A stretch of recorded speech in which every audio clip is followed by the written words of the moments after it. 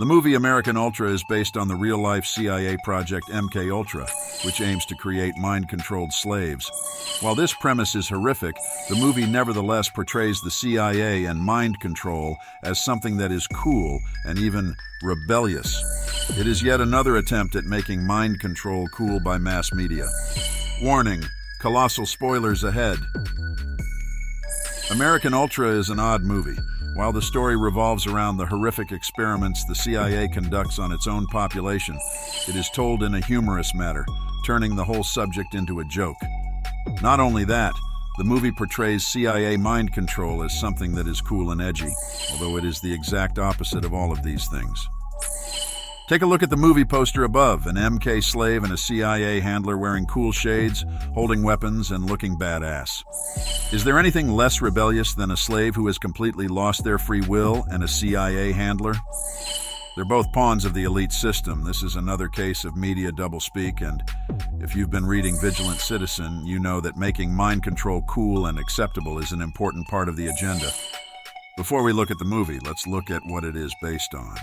Project MKUltra, the CIA's mind control program, was the code name given to an illegal program of experiments on human subjects. Although the program is officially said to have been halted, some whistleblowers claim that the program secretly carried on using other names, such as Monarch Mind Control.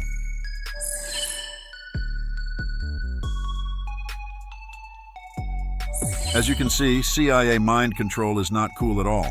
In fact, it is one of the most devious, horrific programs ever conceived, based on sexual abuse, trauma, torture, confinement, intoxication, hypnotism, brainwashing, and other devious methods. Mind control literally destroys the life of the slave at the hands of cold, heartless, sadistic handlers. The slaves are then programmed to perform various tasks such as becoming sex slaves, drug mules, or, like in the case of American Ultra, trained killers. In Monarch mind control terms, killer programming is referred to as Delta programming. Delta is known as killer programming and was originally developed for training special agents or elite soldiers, i.e. Delta Force, 1st Earth Battalion, Mossad, etc., in covert operations. Optimal adrenal output and controlled aggression is evident. Subjects are devoid of fear and very systematic in carrying out their assignment. Self-destruct or suicide instructions are layered in at this level. Ron Patton, Project Monarch. Delta slaves are asleep until they are activated by a trigger, usually a series of words or images. The Deltas are alters trained to carry out special missions resulting in death. The Deltas who are inactive are asleep. They must be activated. The programming to activate them will be triggered if a mission is given or if certain parts of the deeper parts of the system are tampered with. Fritz Springmeier, the Illuminati formula to create a mind control slave. Products of that program become literal killing machines, trained in various forms of combat, and some even develop extrasensory perception, ESP. Deltas will be trained in hand-to-hand combat and know certain vulnerable places to kill people, including breaking the neck. Training included a great deal of weapons training. IBID. Although the repercussions of their actions are very real, slaves are not able to distinguish reality from fiction. Their thinking is buried in fairy tales. They are programmed to see themselves in fairy tales. They are programmed not to see their handlers or anybody else's face, for that matter. These alters do not have a chance to understand what they are doing. IBID. Finally, if these slaves become problematic, the only solution for them is death. If the programmers get tired of the slaves' programming breaking down, and it does in part due to the severe abuse they get from these sadistic programmers, chiefs, handlers, then they will simply give the slave an assignment in which the slave will end up dying, a suicide mission. IBID. Therefore, although it is not actually mentioned, the hero of American Ultra is an MK slave whose superpowers are the result of trauma and abuse. He displays all of the characteristics described above, but everything is showcased in a fun, entertaining, and glorified manner. In short, the CIA is trying to sell you on their most disgusting program. Although Delta programming is horrific and is used to carry on political assassinations and even mass shootings, American Ultra turns it into a fun, quirky, teenage, stoner-friendly thing. Let's look at the movie. The hero of the movie is Mike Howell, played by Jesse Eisenberg, a stereotypical stoner who is prone to panic attacks. He lives with his girlfriend Phoebe Larson, played by Kristen Stewart, whom he wants to marry more than anything else in the world. Later in the movie, we learn that she is his MKULTRA handler when she clearly announces to him, "I'm your handler." Not yet aware of this fact, Mike is madly in love with Phoebe and wants to propose to her. His love for his girlfriend is a little obsessive, almost as if he was programmed to love his handler. Mike wants to take his girlfriend on a trip, but his programming doesn't allow him to do so. We later learn that this panic attack was actually MKUltra programming, rendering him unable to skip town. On his way back home, we realize that Mike is being monitored by state authorities.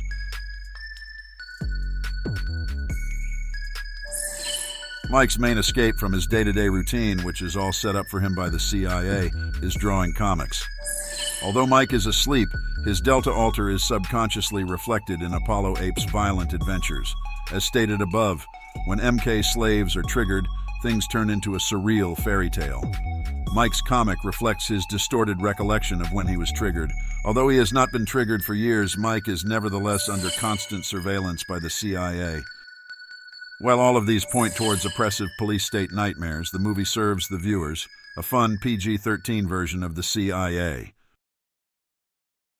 Want to make the CIA as friendly and non-threatening as possible? Use the girl that played in Twilight as a mind control handler and use Eric Foreman from that 70s show as an MKUlTRA program director. The other main representative of the CIA is Victoria Lassiter, who was in charge of Mike's ULTRA program. Although she was responsible for completely destroying and rebuilding Mike's brain using traumatic techniques, she is portrayed as some kind of caring mother figure. Later in the movie, when Mike encounters Lassiter again, he asks her, "My mother."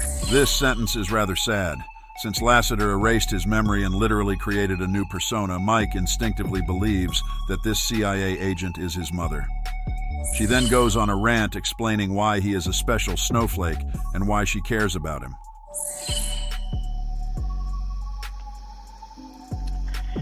Do you remember when you were arrested when you were 18 for the acid? That was when we first met. I was recruiting people for a program called Wise Man. It was basically designed to take third strike misdemeanor offenders and offer them the opportunity to volunteer. Volunteer for what? To be an experiment. Experiment.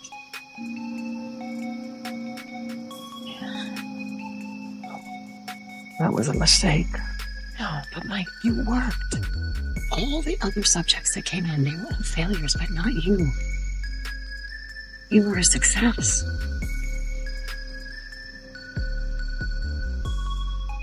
It was driving you insane. So you erased my memories. And you fucked with my head. And you left me here with a fake girlfriend. The mother figure aspect of Lassiter refers to an important figure in real-life monarch programming, the Grand Dame, or Mother of Darkness. An Illuminati Grande Dame will assist the programmers to ensure that the proper script is given to the child and that a psychotic break doesn't occur, causing the victim to lose their mind.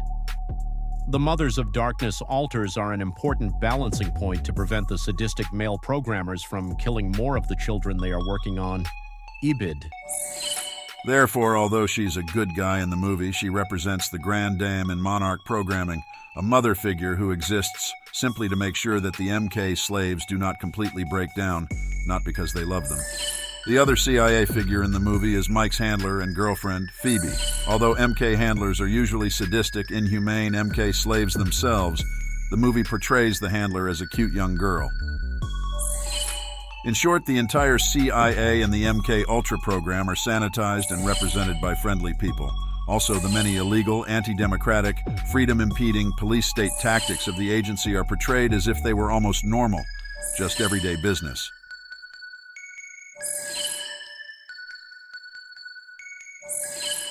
The life of Lassiter is spared because she convinces her boss that Mike is a great asset that should be used by the CIA instead of being killed. As soon as Mike is triggered by his Mother of Darkness, he turns into a whiny superhero who is able to use any common object as a weapon. While his newfound powers confuse Mike, he eventually embraces them. During his adventures, he tells Phoebe stuff like, I remember every single thing that happened to me in the last 94 minutes. What if I'm like a robot? No. With gigabytes of memory recall and like karate programming where I use objects to kill people. But do you know what an M1 Abrams is? It's a type of tank. You could list like 50 types of tanks right now. When did I learn about tanks? At one point, Phoebe asks him if he feels sick. He looks in the mirror and tells her, No, it's kind of amazing. Mike ultimately kills everybody in his path in a variety of hilarious ways. Killing people is also very cool. He is, however, clearly completely out of it. The CIA concludes that Mike is still usable. At the end of the movie, Mike and Phoebe are both in a posh hotel in the Philippines, look nice and classy. In the final scene of the movie, Mike faces an Asian mob boss. The movie then turns into a cartoon. While most viewers will say, wow, the movie ended in such a cool and creative way, this cartoon ending implies one important thing. Mike is a triggered MK slave in a dissociative state. When triggered, he cannot perceive the difference between reality and fiction. In short, despite the happy ending, Mike still has absolutely no control over his actions and is still nothing but a CIA asset. MKULTRA is based on the real-life program MKULTRA program, which sought to turn unwilling civilians into mind control slaves. Although mind control uses the most atrocious torture techniques known in history and indulges in the ungodly task of turning a human being into a mindless slave, MKULTRA sanitizes the entire process. It avoids most of the horrific stuff while focusing on the fun, superhero killing stuff. Kids love that. While some viewers might think that the movie ended well and that the good guys won, the reality is that they've witnessed an odd infomercial for mind control. MKULTRA is yet another attempt by mass media at making mind control a cool, glamorous, and yes, even a rebellious thing. But what do you expect? If the CIA has no issues in brainwashing Americans into a state of mental slavery, do you think they have issues with attempting to brainwash the public with their subversive messages? MKULTRA is about brainwashing individuals. MKULTRA is about brainwashing the American public.